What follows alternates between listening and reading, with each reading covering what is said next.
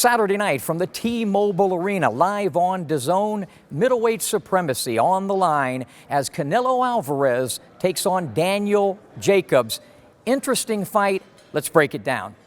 Danny Jacobs has some natural advantages in this fight that I think really could help him win the fight on Saturday night. Number one, he's the bigger guy. No doubt about that. The bigger guy, the more athletic guy. And we've seen Canelo in the past. This is where he has some problems. We saw it against Floyd Mayweather, Austin Trout, Landy Lara. Guys that can move around, athletic guys, give him problems. With Danny Jacobs, he's not only athletic, but he's big. So that'll present, I think, real problems for Canelo on Saturday night if Danny Jacobs uses those attributes to his advantage. It's one thing to be big, but you got to fight big.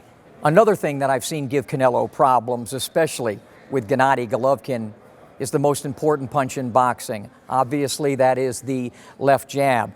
But unfortunately for Danny, in his past fights, he's far below the middleweight average in terms of how much he utilizes the jab. This is a fight where it needs to be in overdrive. Other than athleticism, the other thing that we've seen that gives Canelo problems, very few guys can do it, is when you have him backing straight back, backing up against the ropes. Triple G was able to do that effectively in their first fight. Canelo made the adjustments in fight two and didn't allow that to happen. But Danny is a guy that can physically impose himself if he lets it all on the line and back Canelo up. Canelo strategically knows how to go back, but when you force him back, like Gennady did in their first fight, he has trouble setting up his combinations. He's the best combination puncher in all of boxing, but he has to be set to do it. If you put him on the back foot, back him up, that'll be a great implementation for Jacobs on Saturday night. So basically what it boils down to for Jacobs is to use size, athleticism, and what he calls the rumbling tactics that he did against Peter Quillin when he just came straight across the ring, backed him up and stopped him in round number one. It's not going to be that easy against Canelo Alvarez, a much better fighter than Peter Quillin. But what I'm saying is it's going to have to be a combination of things for Jacobs to get the victory. Not just athleticism, but a mixture of athleticism and physical prowess if he's to get the win on Saturday night. Canelo Alvarez, to win this fight Saturday night, just has to be Canelo Alvarez. He is, without question, the best combination puncher in all of boxing. When he's set to throw combinations, he's spectacular. I mean, everything is like eye-catching and flashbulby when he throws his combinations, and that's why I think in that second fight especially, perhaps even in the first, with both fights with Triple G, the reason that I think that he captivated certainly the judges who got it wrong in the first fight. Second fight was much closer, but everything Canelo throws is eye-popping. There's actually only one fighter I can think of in the sport today that can do 5 maneuvers within 5 seconds, and that's Canelo Alvarez. Bait, throw, duck, dip, and slide. 5 maneuvers he did against Amir Khan, which led to that pulverizing, devastating knockout. You sap a man's confidence with body shots, as well as taking away his energy. And everybody... Tremendous right hand shot by Canelo.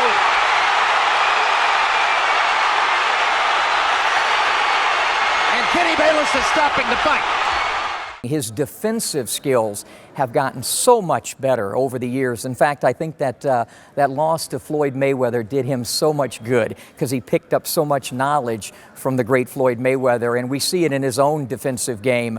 So all Canelo Alvarez really has to do is be Canelo Alvarez and fight like he did in the second fight against Gennady Golovkin. Now, Jacobs is a different beast than Triple G, but I think, again, at the end of the day, Canelo just needs to use his boxing skills, his defensive skills, his combination punches. And we know in Las Vegas he seems to have an advantage. It's almost like Canelo starts out 3 rounds ahead of his opponents when fighting here in Las Vegas. So I think for him, he just needs to be who he is.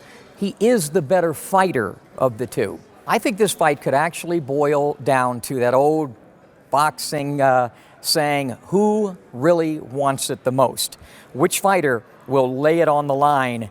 I really think this one could get down to that because there's advantages that we've mentioned. Both fighters clearly have certain advantages over the others, but at the end of the day, sometimes boxing comes down to, fighting in the eye of the storm and who really wants it the most and who's willing to lay it all on the line. For Canelo Alvarez, if ever a situation is ripe for a letdown, in my opinion, it would be this fight.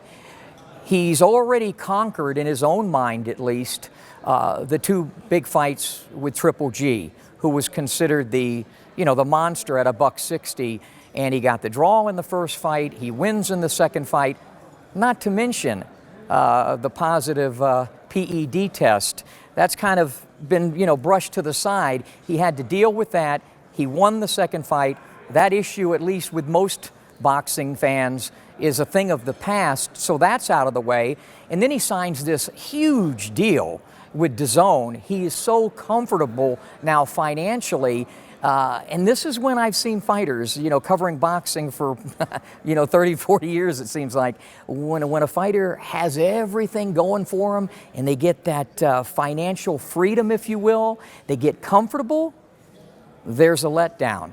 And I think that could be the issue for Canelo Alvarez Saturday night. If there's any letdown at all and Danny fights to his capabilities, this could have the U word, upset, written all over it. Danny Jacobs is an interesting situation here Saturday night. His story is an interesting situation in that we know what he's overcome. He's overcome a bigger C than Canelo C, cancer C. But a lot of people have been saying that, he's conquered that, so certainly this won't be any situation that he can't deal with this fight.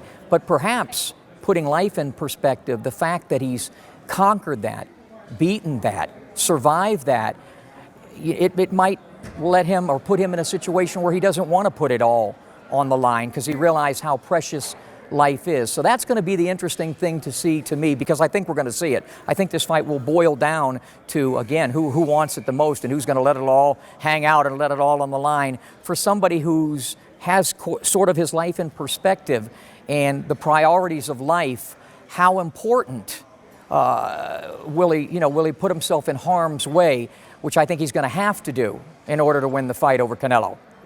Having said all of that, I guess I got to make a pick. I always make a pick, and even when I'm wrong, I still feel that I'm accurate, right? I got to go with the redhead. I think Canelo Alvarez. One of the things I've noticed about this young man, and although he's the younger of these two, he's had about nearly 20 more fights and 2 more years of experience. He is now a very experienced, crafty, savvy veteran, and a guy who on the biggest stage knows how to focus. So I'm going to pick Canelo Alvarez to win this fight. I think Danny has an excellent shot of pulling off the upset for the reasons I mentioned earlier.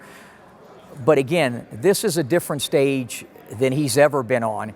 In fact, I don't want to remind him that the last time he fought in Las Vegas, he was knocked out by Dmitry Pirog in the first blemish of his career. I don't think that'll have anything to do with Saturday night, but I think the outcome will be the same in terms of another blemish for Daniel Jacobs. I like Canelo Alvarez to win a decision on Saturday night in what I think will be not one of the greatest middleweight championships of all time as is being hyped, but I think it'll be a damn good fight, and I hope everybody enjoys it on DAZN.